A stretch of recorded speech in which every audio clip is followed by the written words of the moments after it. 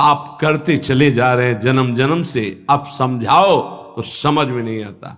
उनको चमत्कार दिखाओ कि आज बोले नाम तो जीवन में कभी दुख ना मिले बस, और जो कमा के रखा है उसको कौन भोगेगा? अवश्यमेव भोक्तव्यम कृतम कर्म शुभाशुभम। तुम्हारे जपने न जपने से प्रभु में कोई फर्क नहीं पड़ता, तुम में फर्क पड़ जाएगा। अगर भगवत विमुख हुए तो यह भी जन्म नष्ट हो जाएगा, तुम्हारा अहंकार काम नहीं करेगा। अभी मानव देह मिला, कर लो थोड़े दिन अहंकार, इसके बाद पता चल जाएगा। इसलिए अहंकार छोड़ो, शास्त्राज्ञा, संत आज्ञा, गुरुजनों की आज्ञा का पालन करो, जिससे तुम्हारा हृदय महान हो जाए। उस महान को प्राप्त करने के लिए हृदय महान चाहिए। तुम्हारा स्वरूप ही है आनंदमय। जीव सहज सुख त्यागी, सहज सुख राशि। तू अपने को नहीं जान पा रहा, इसलिए देह भाव से पापाचरण कर रहा है। अरे सावधान रहना चाहिए। दूसरे की निंदा सुनने मात्र से उसके सारे पाप हमारे ऊपर आ जाते हैं। कहीं परनिंदा हो रही हो तो वहां का सिद्धांत है, कान में अंगुली डाले, राधा राधा, कान में इसलिए कि अब दोबारा शब्द ना पढ़ पावे, और वहां से खड़ा होकर चला जाए। यदि सभा में किसी की निंदा हो रही है और वहां आप बैठे हैं तो आपको वैसे ही अपराध लगेगा जैसी वो निंदा कर रहा है, या उसका विरोध करे। जैसे शिशुपाल श्री भगवान के लिए मलिन शब्द उच्चारण कर रहा था, भीष्म जी खड़े हो गए, महाभागवत है, अगर प्रभु के प्रति अब एक भी शब्द बोला तो भगवान ने कहा शांत हो जाओ, तुम शांत हो जाओ, तुम मत बोलो। कुछ राजा शिशुपाल के पक्ष के थे, आवेश में भीष्म जी आ गए। अगर श्री कृष्ण को कोई एक शब्द भी बोले, मेरे आराध्य देव, पूरी सभा के ऊपर पैर रखता हूं। अर्थात हर वीर को ये मैं कह रहा हूं कि अगर श्री कृष्ण के विपक्ष में कोई बोला तो मैं रौंद दूंगा। केवल मैं भक्त ही नहीं हूं, मैं महाबली हूं। त्रिभुवन में कोई ऐसा जोड़ नहीं जो भीष्म अपने स्वरूप में आ जाए और फिर उसे। वही भीष्म जी जब अधर्म के पक्ष में खड़े हो गए, पांडवों के विपक्ष में, वही भगवान पांडवों के पक्ष में तो दंड मिला, 6 महीना बाणों की शैया पर पड़े रहे। अधर्म के कारण परास्त हुए ने। ऐसे महावीर महाभागवत को कोई परास्त कर सके असंभव। परम पावन गंगा जी के गर्भ में रहे, जिन गंगा जी का एक बूंद भी अगर शरीर छूटते समय चला जाए तो परम पद मिलता है, उनके गर्भ में रहे। अगर अधर्म का पक्ष ले लिया गया, अधर्म हो रहा है, सभा में बैठे हैं, तो उसी समय तेज नष्ट हो जाएगा, पुण्य नष्ट हो जाएगा, पाप का भागी बनेगा। जैसे भीष्म जैसे महापुरुष को भी बनना पड़ा। सभा में उधर ही बैठे और वहीं ही महाभागवतों की निंदा और अपमान हो रहा है, खड़े होकर चले जाना चाहिए। जैसे विदुर जी खड़े हुए और छोड़ दिया, आज के बाद तेरा अन्न नहीं पाएंगे, दुर्योधन इस सभा में नहीं आएंगे।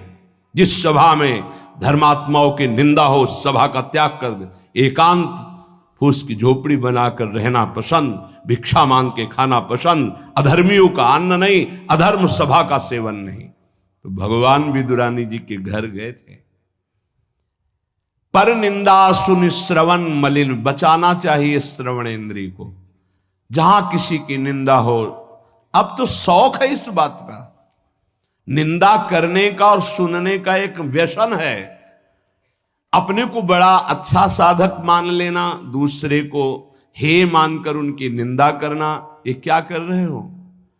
अपने जीवन को गर्त में गिरा रहे हो। पर निंदा के किए ते आवत नहीं कछु हाथ, मूर्ख पर्वत पाप को ले चल अपने साथ। बचन दोष पर गाए, दूसरों के विषय की चर्चा करने का समय कैसे मिलता है लोगों को? नाम जप करो, अपने विषय में सोचो, तुम्हारा मंगल कैसे होगा, तुम निष्पाप कैसे होगे, तुम्हारे दुखों की निवृत्ति कैसे होगी, तुम अपने कर्तव्य का पालन कैसे करोगे, तुम्हारा धर्म क्या है, इस विषय में सोचो।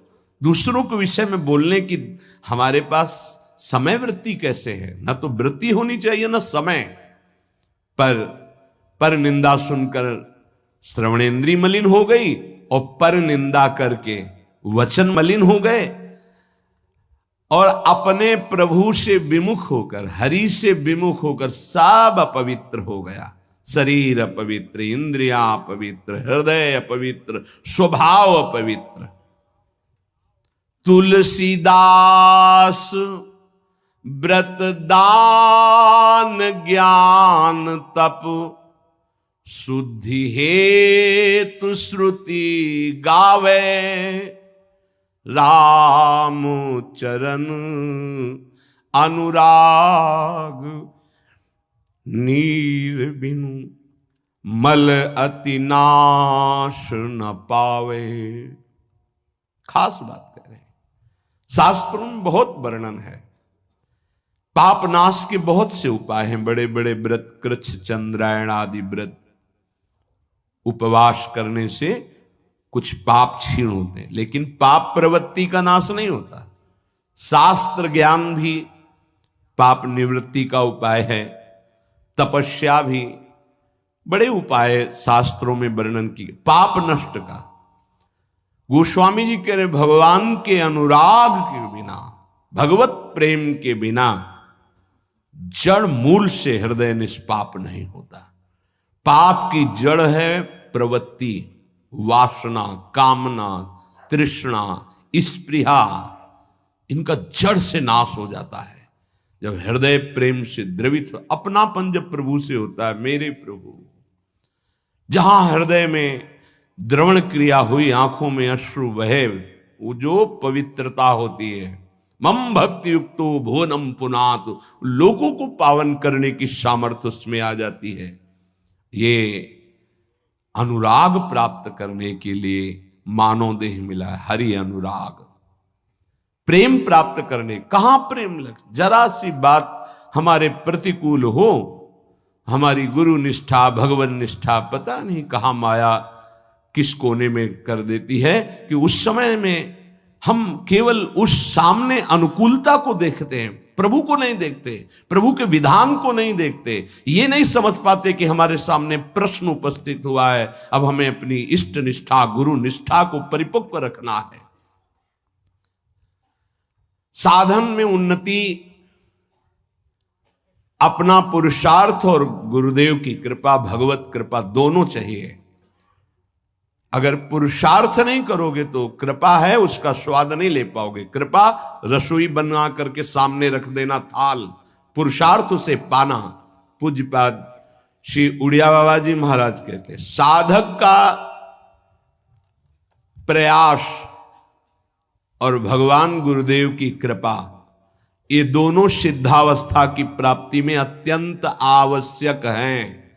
कायर बन के हाथ पे हाथ रख के बैठ जाए कि वो कृपा से सब हो जाएगा, ये कायरता कृपा नहीं सिखाती, ये कायरता है। पुरुषार्थ जितना हम में अध्यात्म बल है उसके अनुसार हम चल रहे हैं, बकाया सब कृपा से हो जाएगा, पक्का हो जाएगा। मन क्रम वचन छाड़ी चतुराई और भजत कृपा करिहे रघुराई। मन से, वचन से, कर्म से ये चतुरता छोड़ो, अब सब कृपा से हो जाएगा। तो तुम प्रमाद करो और तुम्हारे ऊपर कृपा का प्रभाव जागृत हो जाए, ऐसा कभी नहीं देखा गया। जितना आप में सामर्थ्य मिली उसको लगाओ, शेष चिंता मत करो, कृपा पूरी कर देगी, पर आपको लगना होगा। साधक का पुरुषार्थ, निज चेष्टा और भगवत गुरु कृपा, ये सिद्धावस्था को प्राप्त कराती है। साधक का पुरुषार्थ अगर नहीं लगेगा तो विपरीत दिशा में चला जाएगा, असाधन बनने लगेगा। उपासक गुरु को कभी मनुष्य न समझे, भगवत विग्रह को कभी धातु का न देखे कि पत्थर की मूर्ति है कि अष्ट धातु की है कि ये काहे, ऐसा कभी प्रश्न न करे। इष्ट देव का अवतार होता है अर्चा विग्रह रूप में, अर्चावतार। दो प्रकार से प्राण प्रतिष्ठा होती है, एक होती मंत्रों के द्वारा और एक होती भाव के द्वारा। निरंतर जो मंत्राकार वृत्ति की हुई भजन में डूबे हुए महापुरुष है, जब तदात्म वृत्ति से श्री विग्रह की तरफ देख ले, उसी समय हलचल पैदा हो जाएगी। प्राण प्रतिष्ठा हो गई, छाती से लगा लिया, प्राण प्रतिष्ठा हो गई। मंत्रों का एक अनुष्ठान वैदिक सिद्धांत से और एक है भाव सिद्धांत। धन्ना जाट के भांग के बट्टा में कोई प्राण प्रतिष्ठा मंत्र से नहीं हुई, भाव से भगवान प्रकट हो गए थे। सिलपिल्ले बाई के भाव से भगवान प्रकट। जब हम अपने प्रभु को अपने प्रभु की भावना से प्यार से देखते हैं तो वहीं प्रकट हो जाते हैं। जैसे खंभा फोड़कर नरसिंह भगवान प्रकट हो गए प्रहलाद जी के लिए, भाव से देखा। नामदेव जी ने तो कुत्ते से भगवान प्रकट हो गए, भाव से देखा भूत से भगवान प्रकट हो गए। तो फिर श्री विग्रह में भगवान नहीं प्रकट हो जाएंगे जब भक्त भाव से देखेगा। और भाव ना हो तो भगवान में भी भगवान नहीं दिखते। दुर्योधन को कहां दिखते थे? दुर्योधन दुशासन इनको नहीं दिखते थे, भगवान में भी भगवान नहीं दिखते।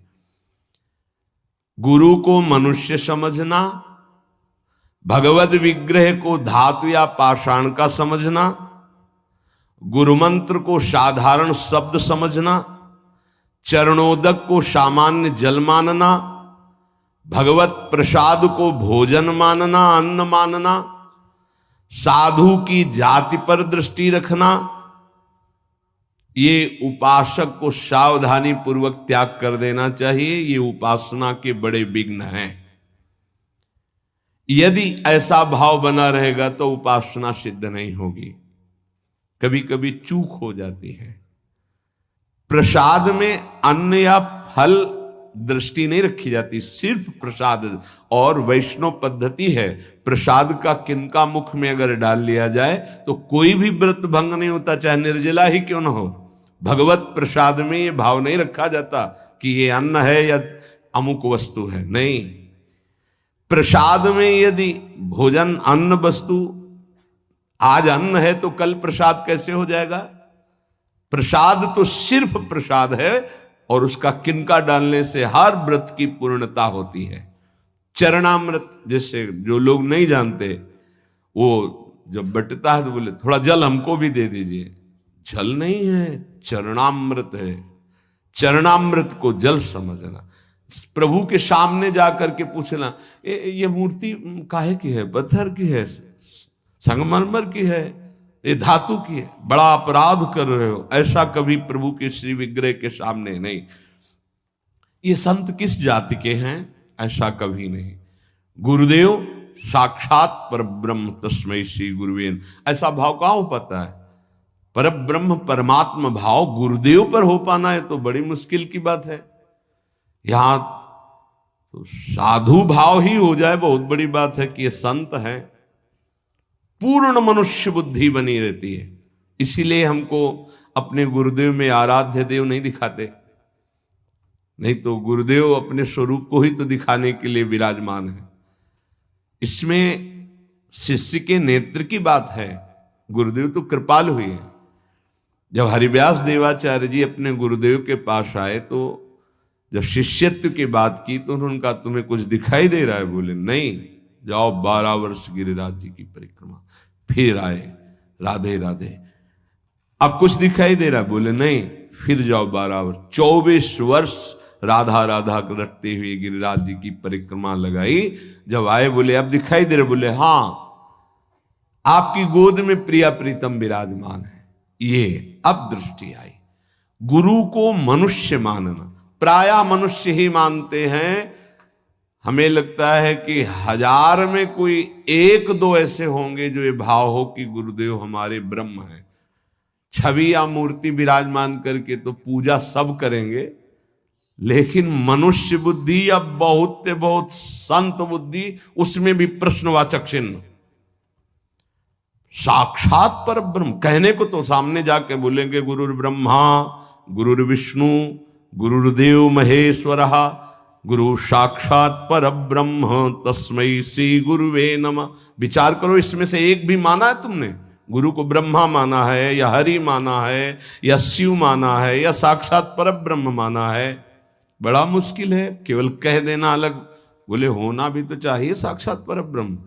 केवल बातों से कोई परब्रह्म थोड़ी हो जाता है। तो पाषाण में परब्रह्म था क्या? वो तो अव्यक्त था, तुम्हारे भाव से व्यक्त हुआ ना। तुमने परब्रह्म की भावना की तो मुस्कुराता हुआ ब्रह्म प्रकट हो गया। तो गुरुदेव तो चैतन्य ब्रह्म है। आपकी भावना यदि हो जाए कुत्ते से विट्ठल भगवान प्रकट किए, तो भावना ही तो की प्रभु प्रभु सूखी मत खाओ, थोड़ा घी रोटी मिला, नाथ आपके लिए ही तो है। तो ऐसे देखो साक्षात विट्ठल भगवान गुरुदेव में, प्रभु आपका सर्वस्व, आपका प्राण मन तन सब, मैं आपकी ही तो उपासना कर रहा हूं, मुझे और कोई भगवान नहीं चाहिए। बस आपका साक्षात्कार हो, आप प्रसन्न हो जाएं, आपकी अधीनता। ऐसा कहां? ऐसा होगा तो भाव बदल जाएगा। गुरुदेव के प्रति परब्रह्म भाव हो जाए तो साधक को कुछ करना नहीं पड़ेगा, अपने आप उसके अंदर समस्त दैवी संपदा प्रकाशित हो जाएगी। परब्रह्म भाव होना बहुत कठिन है। गुरुदेव के प्रति परब्रह्म भाव हो गया तो उस भाव की सिद्धि होगी, चराचर जगत में परब्रह्म भाव हो जाएगा। क्योंकि गुरुदेव अखंड मंडलाकारम व्याप्तम चराचरम, तो चराचर में परब्रह्म भाव होते ही वो जीवन मुक्त हो जाएगा। बहुत कठिन बात है। इसलिए उपासक इस भाव को सिद्ध करे। गुरुदेव साक्षात परब्रह्म, भगवद विग्रह, साक्षात मेरे इष्ट देव, चरणोदक, अहो भाग्य जो हमें चरणामृत पीने को मिल रहा है, कोई जल नहीं, और गुरुदेव का मंत्र, ये कोई शब्द नहीं है। साक्षात इष्ट देव मिल गए, मुझे मंत्र मिल गया तो। पर ऐसी बुद्धि कहां है? पड़ा है एक कोने में हृदय में मंत्र, उसका बार बार स्मरण नहीं, बार बार दुलार प्यार नहीं मंत्र का। आप देखो मंत्र को कितना प्यार करते हैं आप।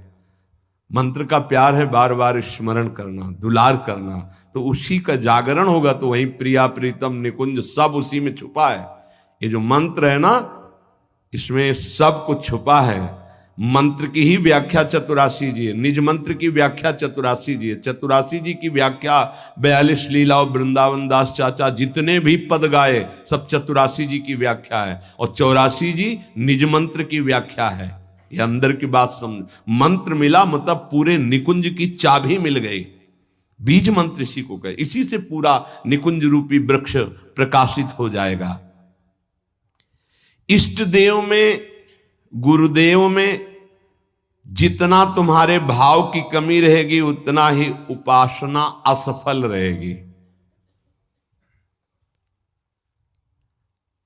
जब अपने इष्ट देव के पास कोई जाता है, जैसे यहां से कोई बोले कि बरसाने जाए, हे सुनो श्री जी को हमारी भी दंडवत कर, अहो भाग्य आपके कि आप श्री जी के दर्शन करने जा रहे, हमारी दंडवत कह देना, हमारी स्मृति, हमारी भी अर्जी लगा देना। कोई आपका है, ईर्ष्या तो नहीं होगी ना, द्वेष तो नहीं होगा, उसके प्रति जलन का भाव तो नहीं होगा कि तो श्री जी के दर्शन के लिए जा रहा है। ऐसे यदि हमें गुरुदेव से प्रेम है और हमें दिखाई दे रहा कि गुरुदेव इनको ज्यादा प्यार कर रहे हैं, तो हमारा उससे ज्यादा प्यार हो जाएगा। आपके हो भाग्य, कभी हमारी भी स्मृति दिला देना, गुरुदेव को ये प्रदान कर देना। गुरुदेव, उसके अंदर द्वेष तो नहीं आएगा, जलन तो नहीं आएगी। जब मनुष्य बुद्धि होगी तब जलन होने लगेगी, तब ईर्ष्या जागृत हो जाएगी। नापना चाहिए अपने हृदय में कि गुरुदेव के प्रति मनुष्य बुद्धि का लक्षण है, साधु बुद्धि का लक्षण है, या साक्षात परब्रह्म का लक्षण है। इतनी गोपी जन थी, क्या किसी को किसी के प्रति ईर्ष्या थी क्या? एक साथ बैठकर सब कात्यायनी की उपासना, एक साथ यमुना स्नान, एक साथ अनुष्ठान श्री कृष्ण को प्रीतम रूप में प्राप्त करने का। ऐसे सहस्त्रों उपासक, सही पूछो तो इतना भी अंतर नहीं, सबके प्रति प्रभु का समान प्यार है। गुरुदेव का, प्रभु का। पर जो जितना प्रभु मानेगा, जितना अपनापन करेगा, वो दूर रहकर भी अनुभव करेगा कि गुरुदेव का, इष्ट देव का हमारे प्रति सबसे अधिक प्यार है। यह सबको अनुभव होगा यदि आप पवित्र हृदय से, भगवत भाव से, तो आपको यह अनुभव होगा कि देखो, देखें या ना देखें, बोले या ना बोले, मिले या ना मिले, मेरा हृदय कहता है कि गुरुदेव, इष्ट देव सबसे ज्यादा मुझे प्यार करते हैं। ये भगवत भाव में रहता है। इष्ट देव और गुरुदेव की परिपूर्णता के भाव में जितनी कमी रहेगी, उपासना उतनी कच्ची रहेगी। इष्ट देव गुरुदेव की परिपूर्णता में, इष्ट देव में कभी एक देशीयता का भाव नहीं रहना चाहिए। मेरे इष्ट देव सर्वत्र विराजमान है, तभी सच्चिदानंद भाव पूर्ण होगा। मन उपासना किए बिना नहीं रह सकता, इसका स्वभाव है उपासना करना। यदि प्रभु की उपासना नहीं की तो भोगों की उपासना ये करेगा ही करेगा, तुम इसे रोक नहीं सकते हो। अगर ये भोगों की उपासना करेगा तो दुख, चिंता, भय, शोक, मृत्यु, इससे तुम बच नहीं सकते हो। और मन का स्वभाव उपासना करना, ये बिना उपासना किए नहीं रह सकता। यदि प्रभु की उपासना नहीं की तो विषय की उपासना करेगा, इसलिए बचाओ इसको विषय उपासना से और प्रभु की तरफ लगा दो। तो बोले, ये जानते हुए कि ये विषय उपासना पाप कराएगी, फिर भी हम इसे क्यों नहीं रोक पाते? तो श्री भगवान कह रहे हैं कि तुम्हारा ज्ञान 3 तरह से ढक गया। पहला, अग्नि में जैसे धुआं पर अग्नि है, अर्थात ज्ञान है, पर धुआं हट जाए तो सही ज्ञान दिखाई दे, ऐसे पहली स्थिति उपासक की विषय उपासना की तरफ, काम वासना की तरफ जब होती है, उस समय एकदम वो ज्ञान जागृत करने के लिए सत्संग आदि का सहयोग तो बच जाएगा। नहीं, दूसरी आती दर्पण में मल की तरह, अब उसमें बड़ा प्रयास करने पर। तीसरी आती है जेर में ढका हुआ गर्भ, अब उसमें समझ में ही नहीं आता कि क्या ठीक है क्या नहीं ठीक है, जो वासना आई वैसी क्रिया हो गई।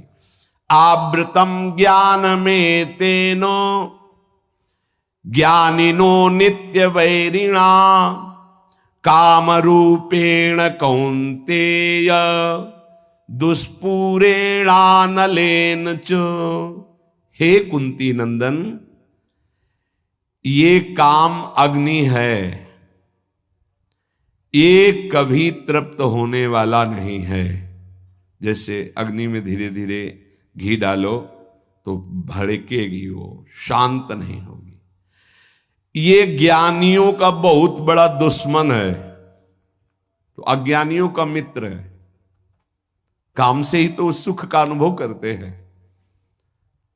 संसार में शास्त्रों की संख्या में केवल काम सुख के लिए ही सारा चिंतन है। देख लो, हमें पढ़ना लिखना है, खूब रुपया कमाना है, अपनी कामनाओं की पूर्ति करनी। काम का सीधा तात्पर्य केवल एक ही इंद्रिय से नहीं, सर्वेंद्रियों के भोग से है। अगर ये दुश्मन है तो किनका है? जो इस संसार रूपी महान दुखालय से मुक्त होना चाहते हैं। वैसे है तो दुश्मन उनका भी, क्योंकि दुख, शोक, चिंता, भय, पाप आचरण कराता है, पर वो मित्र मानते हैं, इसी से वो सुखी होना चाहते हैं। ज्ञानिनो नित्य बैरिणा, ज्ञानियों का यह दुश्मन है। तो कोई ऐसा न समझ ले कि ज्ञानियों को भी काम परास्त करता है क्या? तो यहां ज्ञानी शब्द शास्त्र ज्ञानी से, ब्रह्मबोध से नहीं है। ब्रह्मबोध संपन्न महापुरुष के हृदय में नहीं स्वात्मा रामम विषय मृग तृष्णाम भ्रमयति, भ्रम पैदा ही नहीं कर सकती माया। जहां आता है जो ज्ञानिन कर चिता परई बरियाई विमोह बस करई, वो शास्त्र ज्ञानी, ब्रह्मबोध संपन्न महापुरुष नहीं, वहां गुंजाइश ही नहीं है। जैसे भगवत प्रेमी महात्मा नहीं, अभी वैदिक भक्ति, गौड़ी भक्ति तक हो सकता है, लेकिन अनुराग, जहां अनुरागात्मिका भक्ति जागृत हुई, प्रेम लक्षणा भक्ति, वहां प्रवेश नहीं किसी विकार का। ऐसे ही शास्त्र ज्ञान साधना तक हो सकता है काम का प्रभाव, लेकिन ब्रह्मबोध संपन्न महापुरुष के हृदय में नहीं। ऊसर बरसई तृण नहीं जामा, संत हृदय जिम उपज न कामा। भगवान कह रहे हैं दुष्पूरेणा नलेन च, ये कभी पूर्णता नहीं होती काम में। अग्नि में घी की आहुति सुहाती सुहाती डाली जाए तो कभी वो बुझेगी नहीं, बढ़ती चली जाएगी। ऐसे ही कुछ लोग सिद्धांत कहते हैं भोग से योग। भाई शास्त्र तो आज्ञा नहीं करता ऐसा। न जातु कामः कामानाम उपभोगेन साम्यति हविषा कृष्ण वर्तमेव भूय एवाभिवर्धते। कभी काम भोग से कामनाओं की शांति नहीं होती और बढ़ती है जैसे आग में घी डालने से। कलयुग है, बड़े सिद्धांत चलेंगे। कलयुग में शास्त्र विरुद्ध आचरणों की बाढ़ आ जाएगी। शास्त्र सम्मत चलो, परिपक्व अवस्था आएगी तो सिद्ध हो जाओगे। सिद्धों का नाटक न करे, नहीं तो माया जब अपना नाटक खड़े करेगी तो आप टिक नहीं पाओगे। और जो सिद्ध हैं उनके आगे से लजाकर भाग जाती माया, अपना कोई प्रभाव नहीं दिखा पाती। नाटक मत करो, ईश्वर की माया बड़ी प्रबल है, डरते रहो। जब परिपक्व अवस्था आ जाएगी तो भ्रम ही खत्म हो जाएगा। आजकल नए नए सिद्धांत बनाए जाते, नई नई बातें प्रकट की जाती हैं। ये समझ में नहीं आता कि शास्त्र सम्मत आचरण करने वाला महापुरुष ही सिद्ध होता है, शास्त्र विरुद्ध आचरण करने वाला नहीं। जिस समय माया ये देखेगी कि तुम मायापति के भी ऊपर सिद्ध हो गए हो, फिर वो जब प्रश्नवाचक चिन्ह खड़ा करेगी तो फिर नहीं निकल पाओगे। यहां बड़े बड़े झुक के निकले हैं, कोई भी हो। इसलिए हर उपासक से प्रार्थना है कि दंभ नाटक पाखंड न किया जाए। धैर्य पूर्वक चलोगे तो सिद्ध हो जाओगे। तुम्हारा जन्म ही हुआ है सिद्ध होने के लिए। कभी भोगों से योग की प्राप्ति नहीं होती। जगत गुरु भगवान श्री कृष्ण से बढ़कर कोई ज्ञानी नहीं है। त्यागात शांतिरनंतरम भगवान के शब्द हैं, और ये भी भगवान के शब्द हैं। और लोगों का मन यही चाहता है कि कोई ऐसा मार्ग मिले जिससे मनमानी भोग भोगने को मिले और योग भी हो जाए। फिर क्या है, फिर तो भीड़ वही लगेगी जहां भोग से योग है। भोग त्याग से योग, उसमें तो कोई बिरला। कोई एक पाव भगत जी में मोरी। आज शास्त्र की मर्यादा को ही नहीं समझा जाता है। जो जितना मन, फिर अंत में बड़ी दुर्गति होती है। मनमानी आचरण करने वाले की अंत में बड़ी दुर्गति होती है। इसलिए सावधान, तस्मात् शास्त्रम प्रमाण। आज तक ऐसा कोई सिद्ध महापुरुष नहीं हुआ जो शास्त्र मर्यादा के विपरीत आचरण सिद्ध होके करता हो।